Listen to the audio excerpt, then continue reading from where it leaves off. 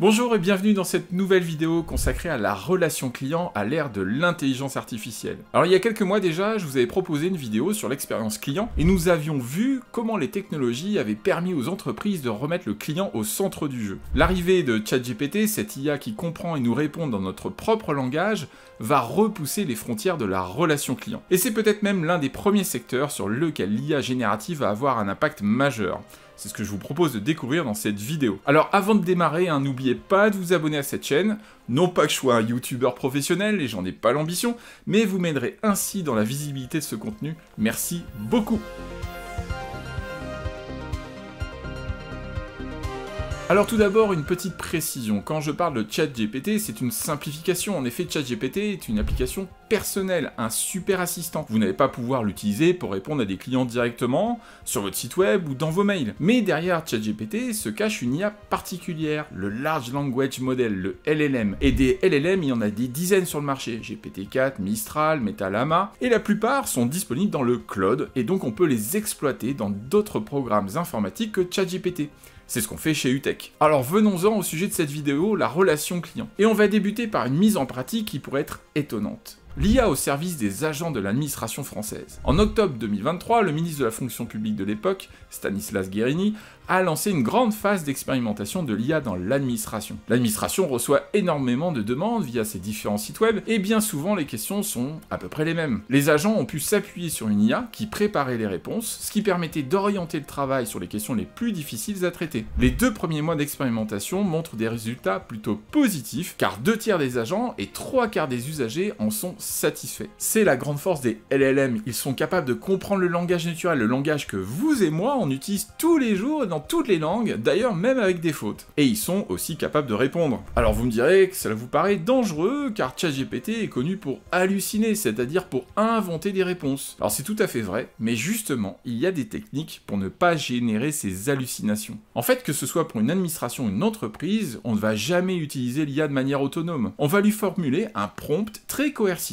où on va lui écrire « Voici la question de la personne » et utilise les données suivantes pour y répondre, en lui donnant les textes nécessaires, comme par exemple des conditions générales ou une foire aux questions. Ensuite, l'IA, comme elle comprend les instructions et le contenu qu'on lui donne, elle arrive à répondre de manière tout à fait satisfaisante. Et c'est là où réside une nouvelle révolution pour la relation client. La machine peut dialoguer naturellement avec un utilisateur depuis les données de l'entreprise, que ce soit au drive-in d'un fast-food ou sur le site marchand d'une marque de bricolage. Et la machine s'adapte très facilement à l'utilisateur. Des scientifiques ont même démontré que le comportement et la personnalité de GPT-4, le modèle phare d'OpenAI, sont indistinguables de ceux de 10 000 humains sélectionnés au hasard dans 50 pays. Et l'IA a la même tendance à être plus altruiste et plus coopérative. Nous allons donc rentrer dans l'ère de l'ultra-personnalisation où chaque client pourra être traité de manière singulière et unique. Alors beaucoup de sociétés se sont ruées sur les chatbots dès la sortie de GPT-4 car la technologie est plutôt facile à mettre en œuvre.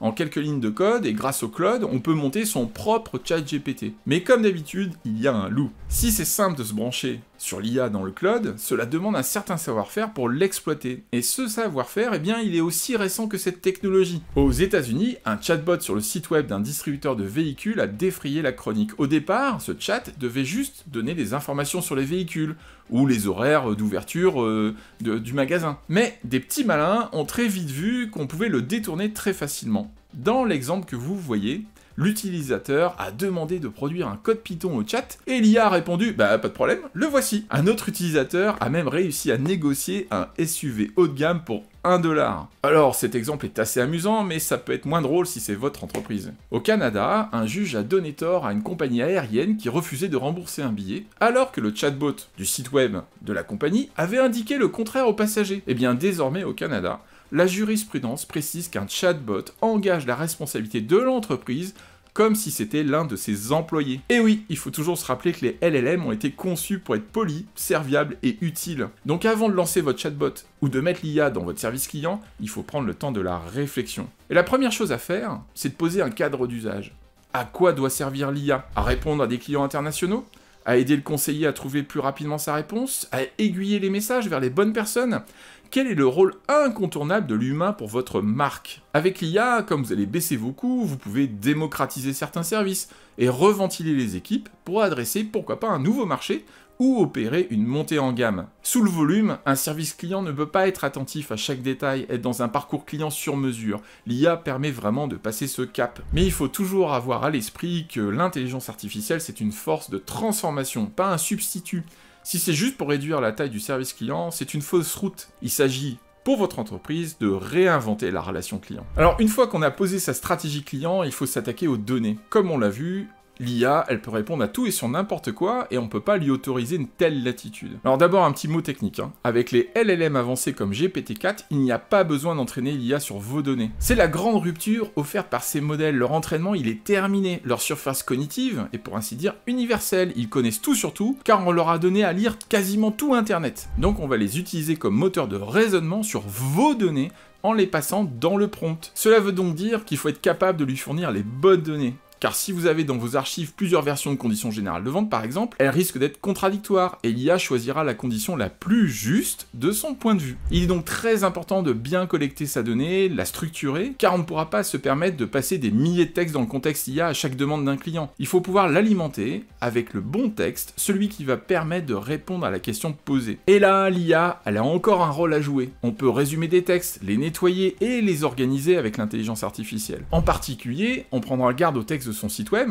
car ils sont optimisés d'abord pour Google et le référencement naturel, et pas vraiment pour les humains. Alors après la stratégie et les données, on peut s'attaquer aux instructions de l'IA, c'est-à-dire au traitement. Il va falloir réfléchir au ton que l'on veut employer, aux formulations spécifiques de la marque, aux sujets autorisés et surtout ceux qui sont interdits. Enfin, on doit définir le degré d'autonomie de l'IA. Est-ce qu'on veut que les réponses soient toutes relues par un humain, par exemple? Là aussi, on peut utiliser une IA qui va faire le tri dans les sujets et mettre de côté ceux qui sont à risque ou les sujets sensibles. Alors je vous propose maintenant de prendre quelques exemples que l'on peut mettre en œuvre dès aujourd'hui. Commençons par un hotliner informatique. Il existe des IA capables de retranscrire en direct les échanges audio, transformant la parole en texte. En utilisant ces transcriptions, un système d'IA pourrait aller chercher le contenu utile au hotliner dans une base de connaissances techniques. Il ne s'agit pas de prendre la place du hotliner pour résoudre le problème, mais de lui faire apparaître sur son écran la bonne procédure, la bonne notice ou les bonnes questions à poser au client. Et si le client est connu, le système peut aider le hotliner à avoir une démarche totalement personnalisée,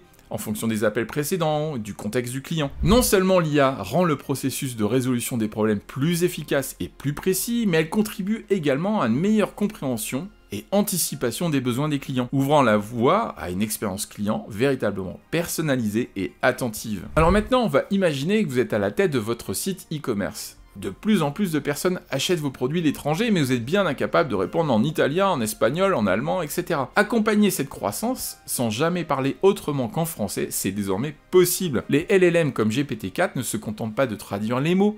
L'IA comprend le contexte et les nuances culturelles, assurant ainsi que la communication reste fluide et pertinente. Vous pouvez utiliser l'IA pour tout traduire en français, mais aussi automatiser les réponses comme on l'a vu précédemment avec le hotliner informatique. Un dernier exemple, vous avez un problème de fidélité mais dont les offres sont trop génériques.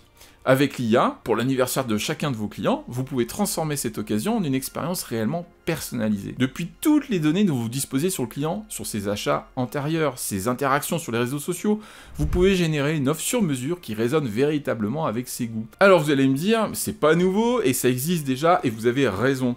Mais là où vous pouvez pousser les feux avec l'IA, c'est l'ajout d'une note ultra personnalisée qui reconnaît non seulement l'occasion, mais aussi la relation unique du client avec votre marque. Les possibilités sont quasi infinies. Alors voilà, nous sommes arrivés au bout de cette vidéo, j'espère qu'elle vous aura intéressé, et n'oubliez pas au moins une chose, l'IA c'est une force de transformation, il faut donc bien la cerner, et pouvoir déterminer la stratégie d'usage pour son entreprise, et ce qui est vrai pour une société, ne l'est pas forcément pour l'autre. Les curseurs humain-machine, autonomie-supervision sont propres à chacune des organisations. À bientôt!